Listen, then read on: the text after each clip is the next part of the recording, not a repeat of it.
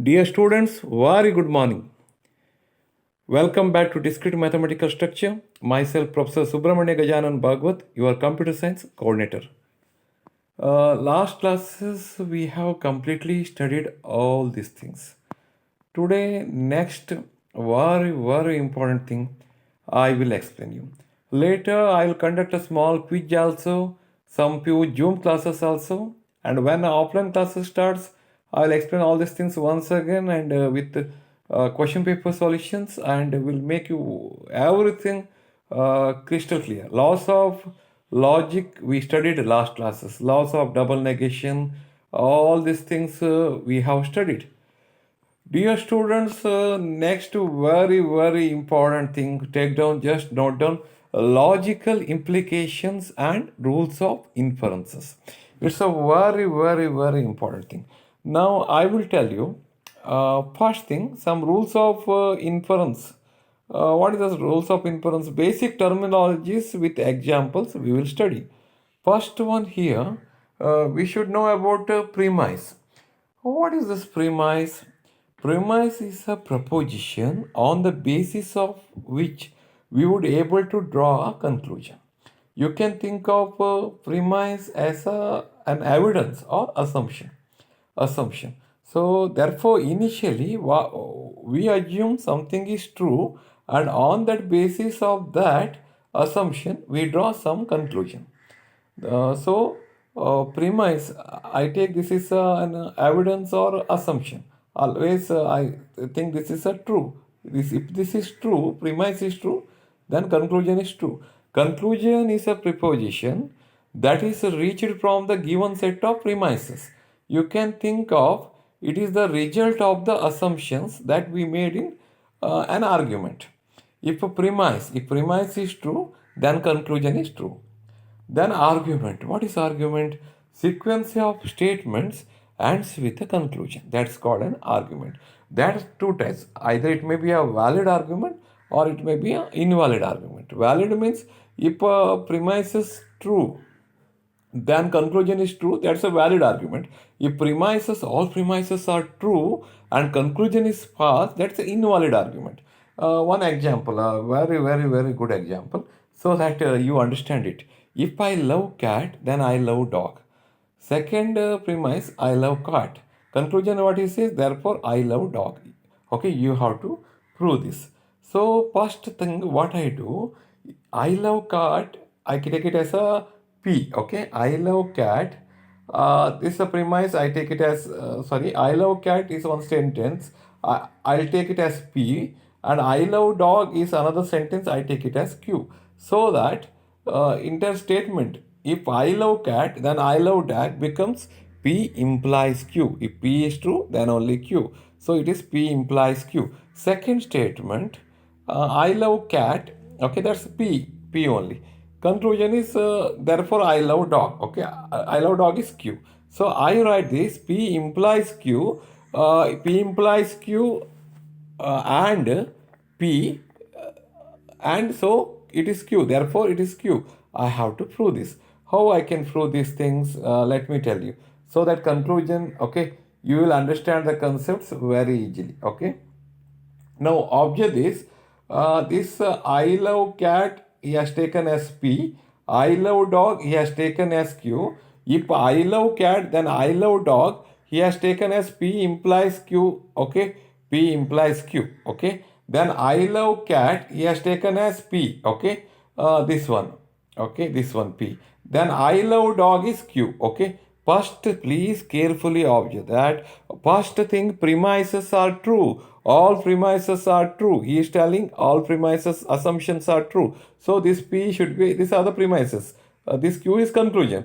P is okay, true. Okay, no doubt it is true. When P is true, okay, observe this. When P is true, okay, this assumption is also true. P implies Q assumption is true because assumption is true. Okay, so when P is true, Q is suppose false means it won't become true. So Q must be true. So Q must be true. Conclusion, Q must be true. Wait for a second so that I will explain you once again. So that concept will be very clear to you. Okay, please observe, don't get confused. Okay, here what he says, I love cat, he is taken as P. Okay, will you agree my point? Then I love dog, he has taken as Q. Then I love cat is nothing but P, I love dog is nothing but Q. Okay, now premises, he has taken the premises, these two premises. If I love cat, then I love dog. That is nothing but P. If I love dog cat, P implies Q. Then I love dog. Okay. These no doubt assumptions or premises are always true. You have to consider the poll is true. This statement is true. Then I love cat is nothing but a P. Okay. No doubt this premises. You should assume that premises are true. This is true. Okay. Please carefully observe. Therefore, I love dog. You have to prove. That's the conclusion. We have to prove. Okay. Please carefully observe. This P is true because of that. Okay. This assumptions to P is true and this P is true and total P implies Q is true, then Q must be true, because if it is false, then you won't get the output. This is true, so this should be true. So Q is true. Okay, we have proven this. So P implies Q. Wait, the statement, okay, I'll write in another way also. First statement P implies Q. Second statement I love cat. There's a Q means and Q. This and this and Q. Sorry, and P. Therefore, I love dog. So implies Q. This is true. Okay, this is true. So I think all of you have understood. Here very clearly you understood that premises are true. So P is true. P implies Q is also true. Because premises are true, I have to prove conclusion Q is true. So simple, this true, P nothing but this P true, tree. So the if it is true, then only Q. This statement is true, so Q is true. Okay. So no doubt. Okay, we have proven that things. Next one. So this is a valid statement. I call it as a valid statement. Suppose if I change this, if I love cat, okay, if I love cat, observe this carefully. I love cat is P. Okay, I love dog is Q. Same way.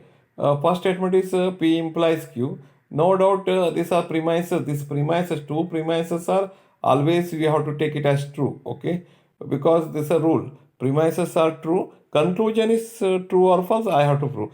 Now please observe here Q is true. He has taken this Q is true because I love dog he has taken. I love dog is nothing but Q. This is a Q and this is a P. Okay.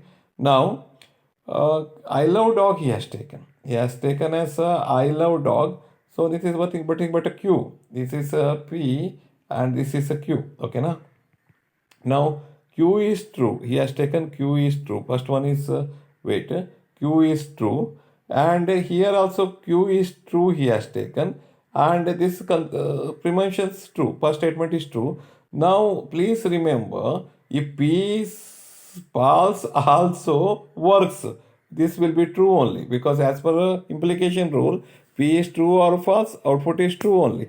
So if P is false, then this is also false. So this is invalid argument. If I have a card, if I change this, if I have a card, then I love dog. I love dog. Therefore, I love cat is invalid argument.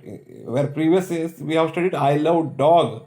Conclusion is previously what we have studied I love dog. Okay. This is a valid statement. Where I love cat. Here what he has taken P implies Q and P Q. Where here what he has taken P implies Q. Where Q. Okay. This is please observe this. Okay. Observe the differences very clearly so that you understand the concept. Next, rules of inferences. Based on these examples, I will tell you some rules of inferences are there. What are the rules of inferences? There are templates for constructing a valid arguments. Okay, deriving conclusion from the evidences. First one is modus ponens. Modus ponens. Okay, what is that modus ponens? Okay, the same statement what we have studied now. P implies Q, then P. P implies Q and P. Okay, na? Okay, then Q. Okay. In other words, this I call it as modus ponens. P implies Q and P. implies Q. That is a valid statement. Always valid statement. How? Please carefully observe this. Okay. This is very easy because we know that things. First, always we have to say premises or assumptions always true. So here P is true. Okay. Here P implies Q is true. Anyway, P is true. I have taken. So this is true. So no doubt Q must be true. Then only statement is true. Otherwise it will be false. So Q is always true. So Q is true. Okay. This is called modus ponens. Next one is modus tollens. That I will tell you. P implies Q uh, and minus Q or negation of Q, then negation of P. Okay, I will prove it. Carefully observe this. No doubt we have to prove that the assumptions are true. So first statement to P implies Q, this is true. Okay, then minus Q is true. This true. We have to say that thing's true. Minus Q is true means Q should be false. Q should be false. So once Q should be false, if P is true, true implies false will be false. So final output true, I need that thing. So P should be a false. If P is false, negation of P is true.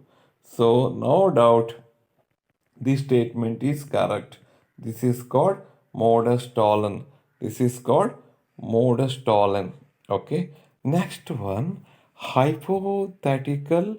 Okay, syllogism that I will explain you next classes. Wish you all the very best.